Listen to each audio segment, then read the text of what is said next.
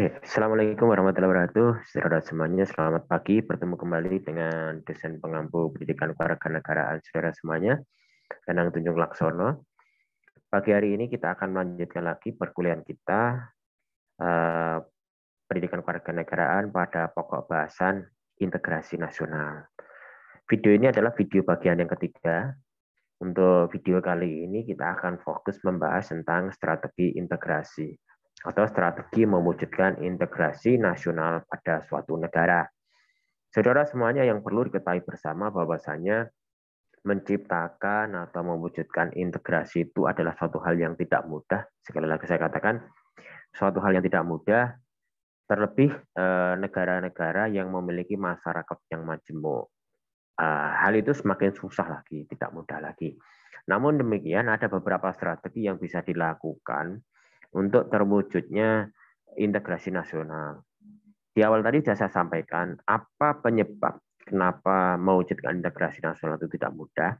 Dikarenakan setiap diri kelompok atau masyarakat itu memiliki rasa ego yang tinggi, rasa primordialisme yang tinggi, sehingga untuk menyatu itu tidaklah mudah, sehingga perlu dilakukan beberapa sentuhan-sentuhan sehingga terwujud atau memudahkan terwujud integrasi nasional.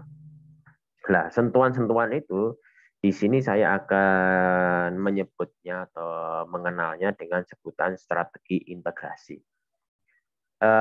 Untuk mewujudkan integrasi di situ, kami di sini telah menyiapkan ada 3 strategi.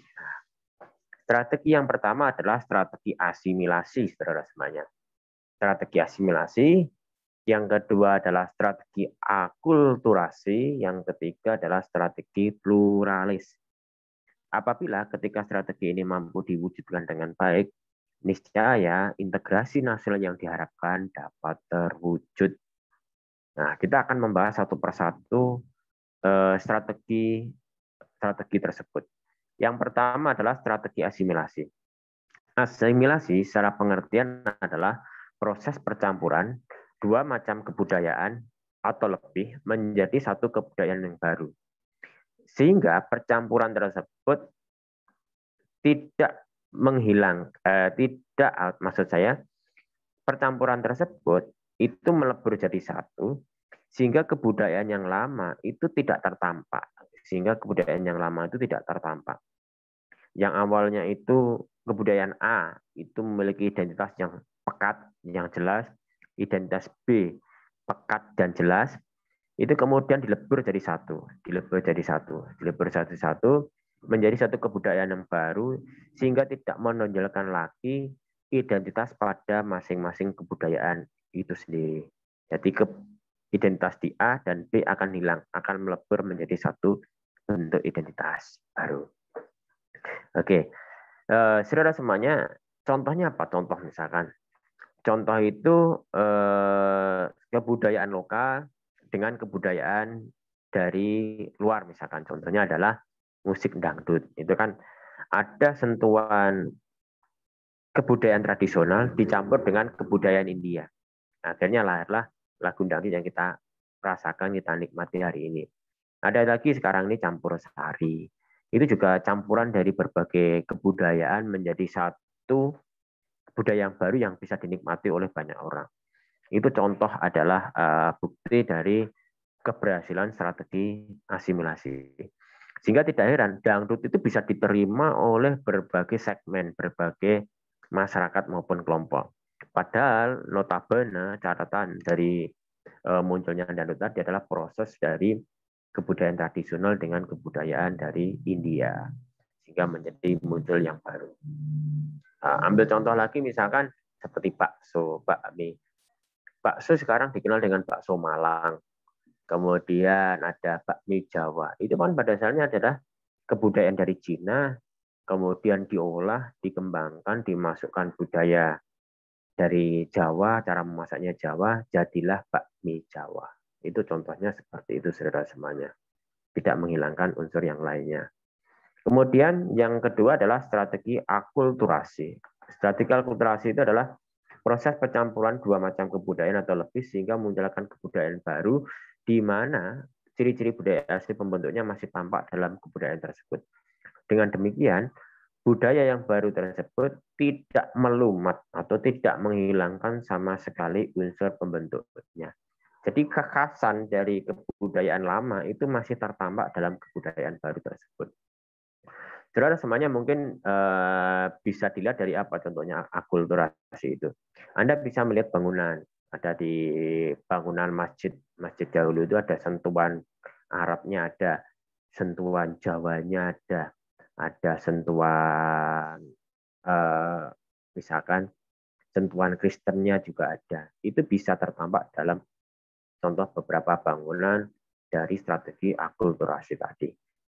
Jadi kalau bedanya tadi, kalau asimilasi tadi, kebudayaan satu, dua dicampur jadi budaya baru, menghilangkan atau identitas dari kebudayaan yang dicampurkan tadi tidak tampak, sehingga tampaklah kebudayaan baru tadi. Tapi kalau akulturasi, percampuran kebudayaan A dan B, muncul kebudayaan baru, tetapi masih tertampak identitasnya, masih tertampak ciri khasnya. Seperti itu. Contohnya seperti itu. Kalau strategi pluralis itu begini, strategi pluralis itu adalah di mana suatu kelompok itu terdiri dari beraneka macam suku bangsa, beraneka macam bahasa, namun percampuran itu tidak menjadi sebuah sekat atau menjadi sebuah potensi untuk konflik. Namun satu dengan yang lainnya itu bisa menghargai satu dengan yang lainnya.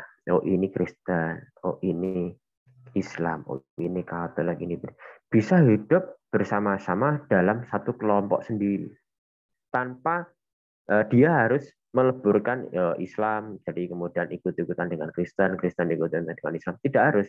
Namun Islam juga menghargai Kristen, Kristen menghargai Islam, Hindu menghargai Buddha, Buddha menghargai Konghucu, seperti itu. Dan bisa hidup bersama-sama dalam sebuah kelompok atau dalam sebuah komunitas tertentu. Seperti itu, saudara semuanya. Atau sering disebut dengan pandangan multikulturalisme. Nah, pendidikan-pendidikan ini sekarang yang mulai dikembangkan.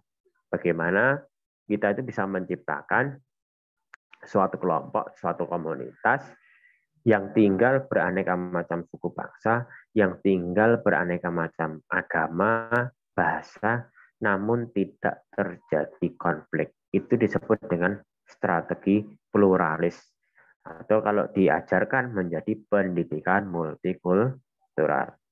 Jadi kesimpulannya adalah jika ketika strategi tadi, dari strategi asimilasi, akulturasi, strategi pluralis, jika dilakukan dengan benar, itu nanti akan menambah khasanah keberagaman, sekaligus keberagaman yang ada dapat disatukan dan tidak menimbulkan permusuhan. Saudara semuanya, itu tadi penjelasan mengenai strategi-strategi integrasi nasional yang bisa dilakukan suatu negara, sehingga diharapkan jika negara mampu mewujudkan strategi ini dengan baik, integrasi nasional yang diharapkan di negara tersebut dapat tercapai. Demikianlah penjelasan mengenai strategi nasional, kurang lebihnya minta maaf. Semoga dapat menambah pemahaman Anda dan dapat menjadi landasan untuk menciptakan strategi asimilasi, akulturasi maupun pluralis di masyarakat, di komunitas, di kelompok Anda masing-masing. Wassalamualaikum warahmatullahi wabarakatuh.